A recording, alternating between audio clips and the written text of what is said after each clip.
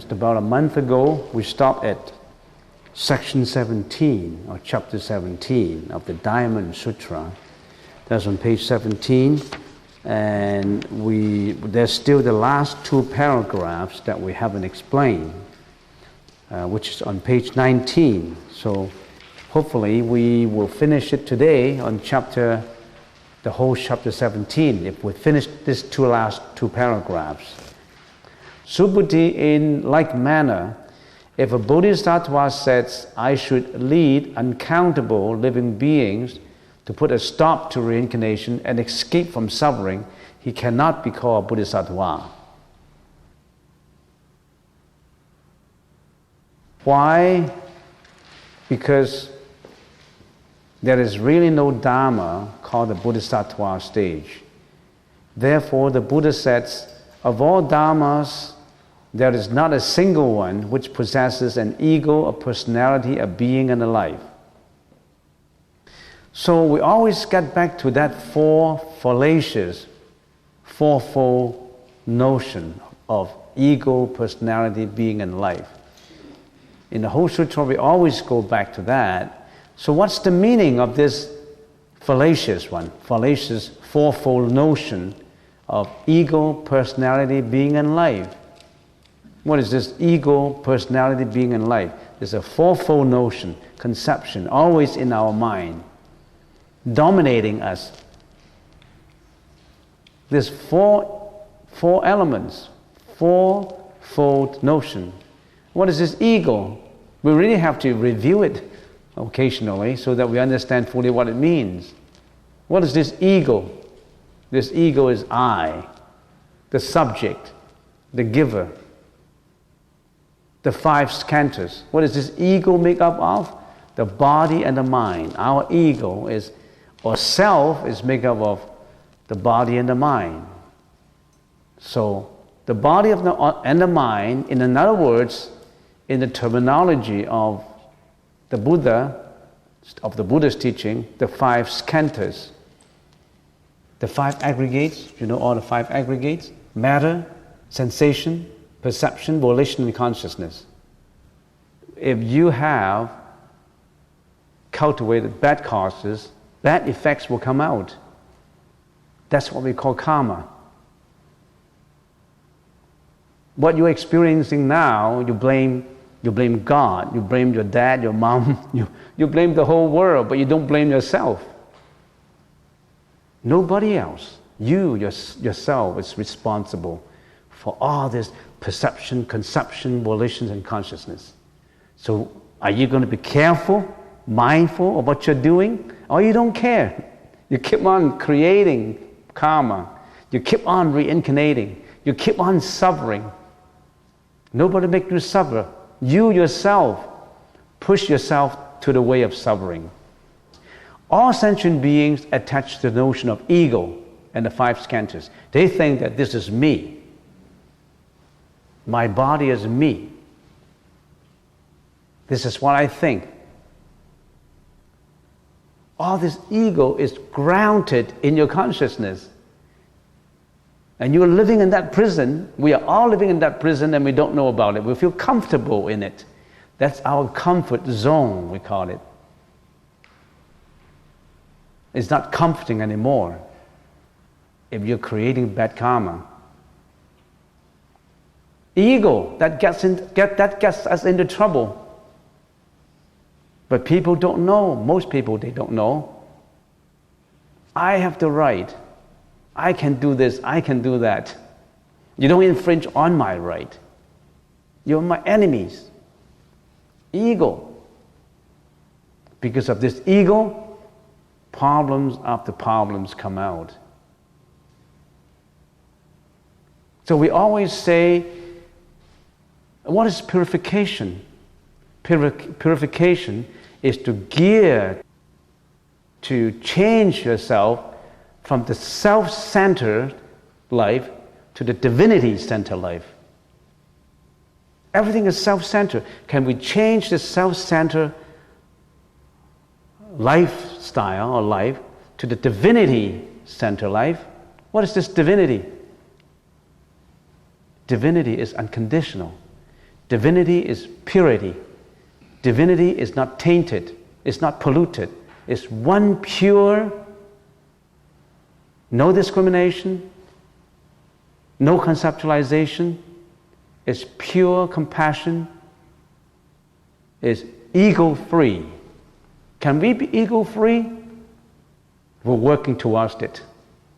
So ego, that's the problem.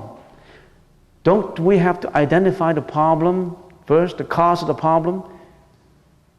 Or we just blame the problem? When the problem comes up, we just cry, we just react with vehement behavior, with whatever behavior you come up with. You act with acute behavior, not with mindfulness, not with this righteous mindfulness. The Buddha told us, you have to step back and look at your life.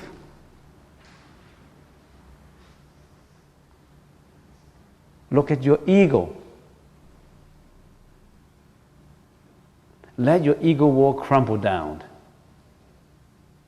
When all the walls are gone, that's the whole horizon. Unrestricted vision.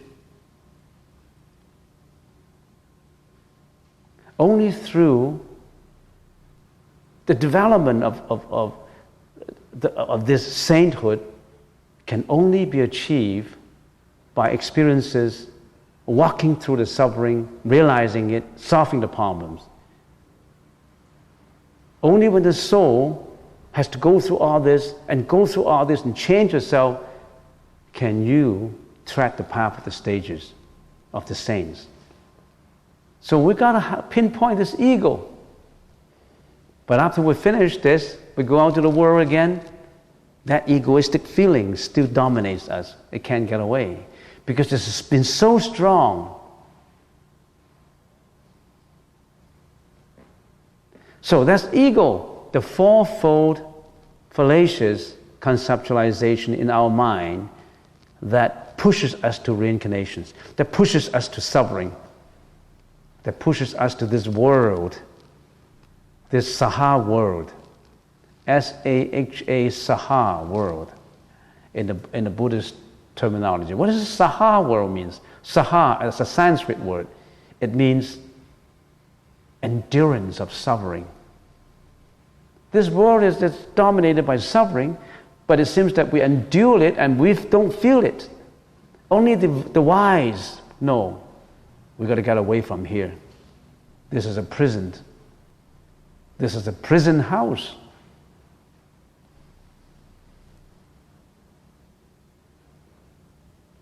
But we are very comfortable in it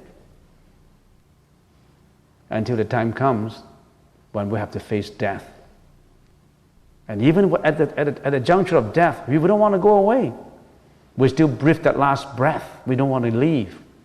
Have you ever been to the hospitals to see people breathing the last breath? They don't want to leave. There are so many things in their mind. Their families, their house, their bank accounts, their possessions. There's so many unfinished businesses that they have to do. They don't want to go away. They don't want to get away from prison. They want to stay.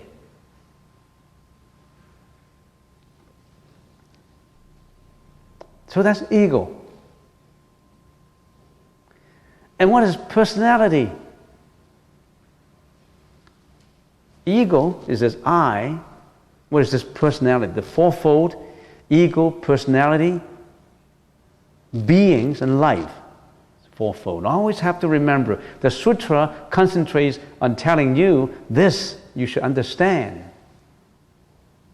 What's personality? Ego is I. Personality is you, them, they. The ego is the giver. The personality is the object, the recipients. The opposite of I. The counterparts that you have been interacting with. You consider yourself having an ego and living in that ego. Every others think and react in the same way too. Living in their ego, which they erroneously consider as the identities. They protect their ego, you protect your own ego. and she or he protects his or her ego. Problem comes with ego reinforcements, with egos and egos interaction. That's why we fight. That's why we quarrel. That's why we fight at home. We fight on the job. We argue. That's why we have international wars. What's beings? Because you attach to I, the subject, and them, the objects, so comes the rising of subject and object, the giver and the recipient. The subject and objects account for all things. We attach not only to people, we attach to all things. Beings, all things. We attach to fame, reputation, wealth, money. So when we explain ego, personality, and beings, ego, personality, and beings is spatial. Space is regarding space. You and I and all things is space. But the world is not just space. The world is also of time. The world is made up of nothing but elements of space and time. What others? If we can conceptualize it and generalize it, it's nothing but space and time. So this the fourth concept of life is regarding time. Because you attach to ego, person, and beings, you would cling to the false notion of continuation of life. We think everything is permanent. We never think things are impermanent. We don't know that things are fleeting. We think that we're always attached because we think that we can hold on as permanently as possible. You think you can hold on to your job until one day you get fired. You think you can hold on to your wife until one day you got a divorce. We always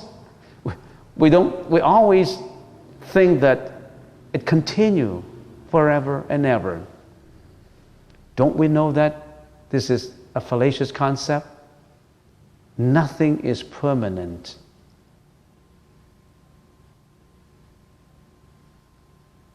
Nothing is permanent. It's impermanent. It's transient.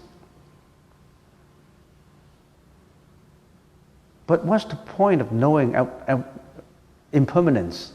What's the point of knowing it? I know. A kid knows. We're not gonna live for thousands of years. We already know. But what's the point?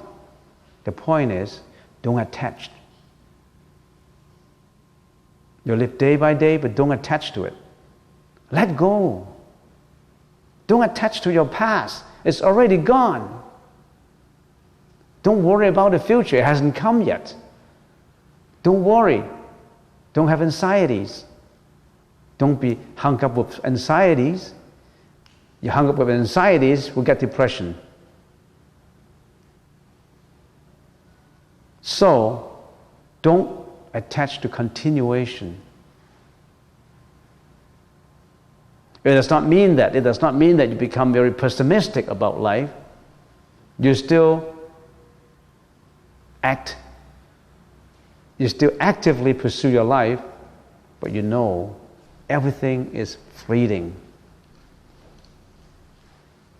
So if you know everything is fleeting and impermanent, how does that help you? That helps you to know that you've got to get out from this prison, this life prison. It's not permanent. How do you get out from it? You have to realize the Bodhi nature.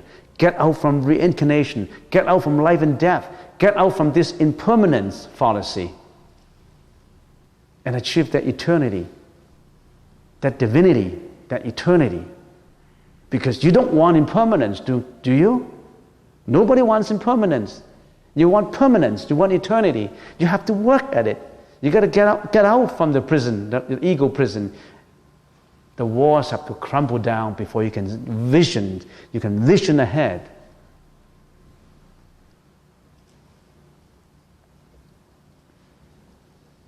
So there's time. There's a Chinese saying, and I have to say it in Chinese before I can translate it. 天地者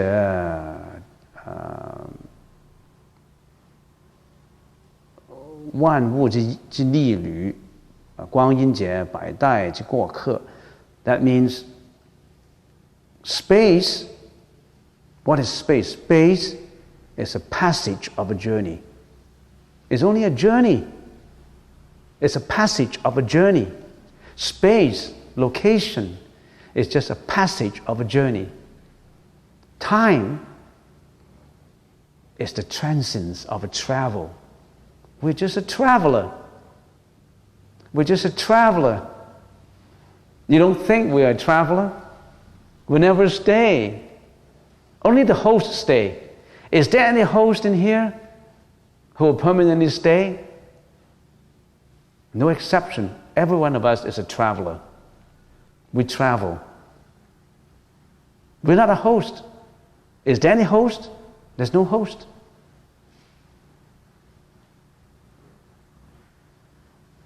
You think the Buddha is the host? The Buddha is away from time and space. No more guest, no more host for him.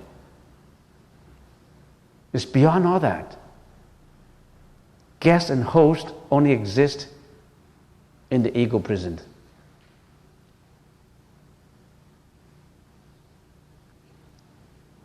So, did I say I'm going to finish this today? So, let's carry on. Next paragraph. Subbuddhi, if a Bodhisattva says, I should adorn Buddha lands, he cannot be called a Bodhisattva. Why? Because when the Tathagata speaks of such adornment, it is not, but it's expediently called adornment. What's the meaning of adornment? Adorning the Buddha land. Here, adorning, that means glorifying, beautifying the Buddha land. When a Bodhisattva glorifies the Buddha land, that means he is practicing the Buddha's teaching. He's practicing prajna paramita, the 6 prajna paramita. The more he practices, the more he adorning the land, glorifying the land. What is the 6 paramitas?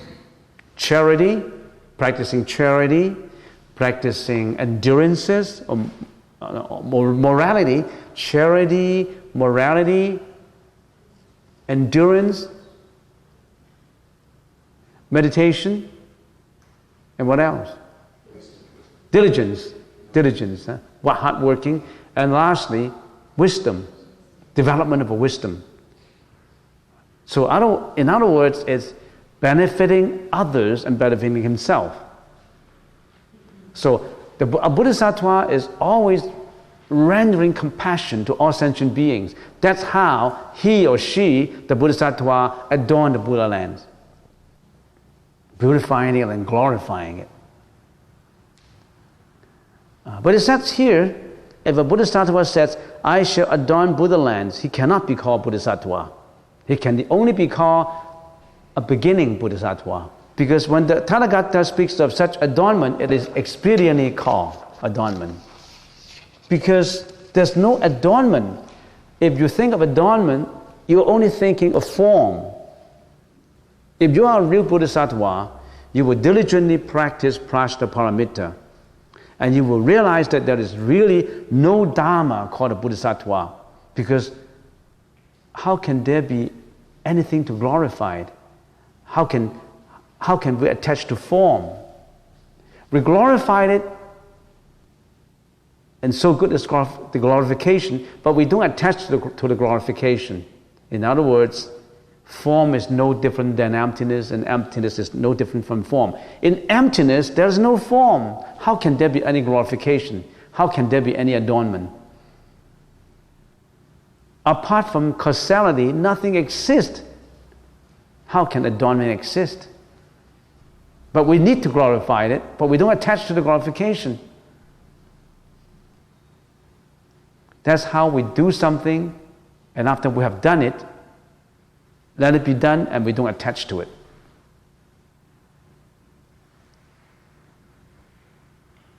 You have built a temple, then you say, oh, I built this beautiful temple. I become famous. I enlighten a lot of people. I'm great. You adorn the land, but you attach to it. In other words, you still have that ego. Everything exists, but it only exists on causality and has no reality of its own. So how can you say you adorn the Buddha land? Form is no different than emptiness. Adornment is empty, is void. There is adornment.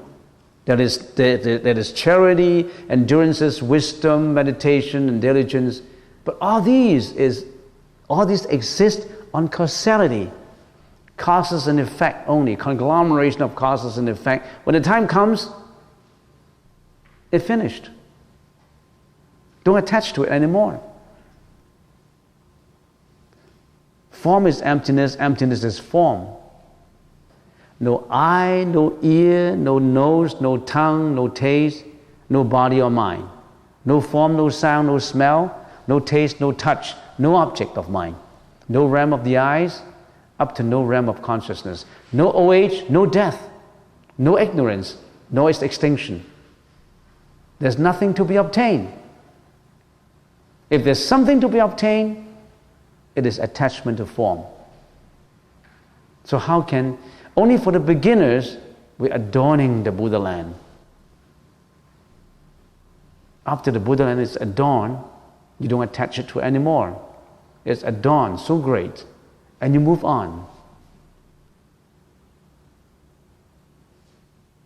It's just like when you build a hospital, you save millions of people, you make yourself the CEO of the hospital and you glorify yourself in the newspapers. I am the CEO, I'm the founder, I'm the pioneer of this hospital. You glorify not just the land, but your own ego. But there could be another person who built this hospital, who have done all these great deeds, and he just quietly and slowly walk away, and not other people to continue this accomplishment. There's no attachment because he let go. He let go of this attachment to fame, to reputation, to status, to authority. Subhuti, if a bodhisattva is thoroughly versed in the doctrine of unreality of ego and of things, the Tathagata can call him a true bodhisattva. If a bodhisattva, after he has adorned the Buddha land, he does not attach to it because he knows that form is no other than emptiness, and emptiness is no other than form. He does not attach. He does not attach to the past, the present, and the future, not to say material. Then he can be truly called bodhisattva. Further step, going further and further. In learning the Buddha's teaching, you go step by step by step.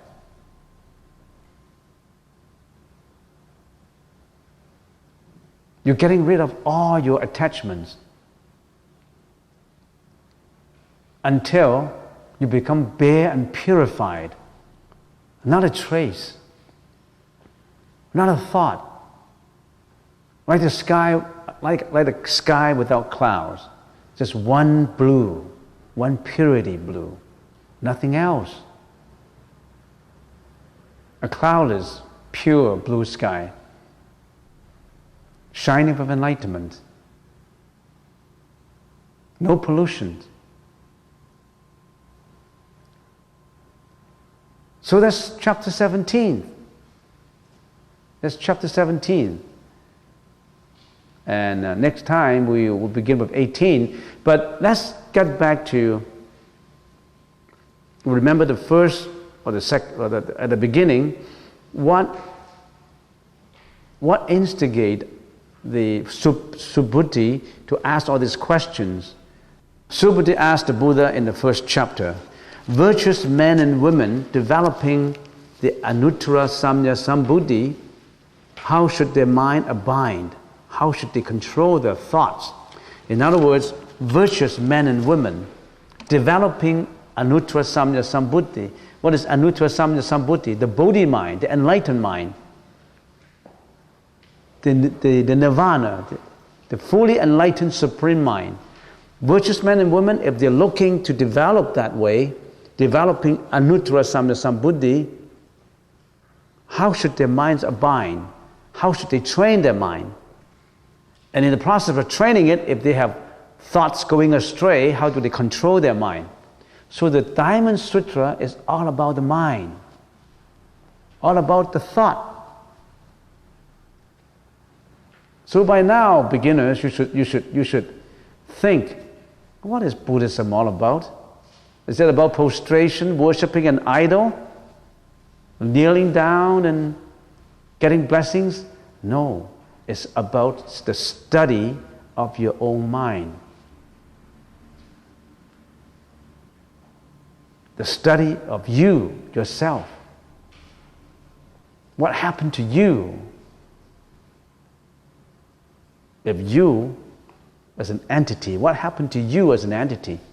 Why do you have to go through all these experiences in life, good or bad? Sometimes malicious, sometimes benevolence, sometimes suffering, sometimes happiness. Why do I have to go through all this? The Diamond Sutra tells us this, tells us the problems, and tell us ways to tackle them, to resolve them,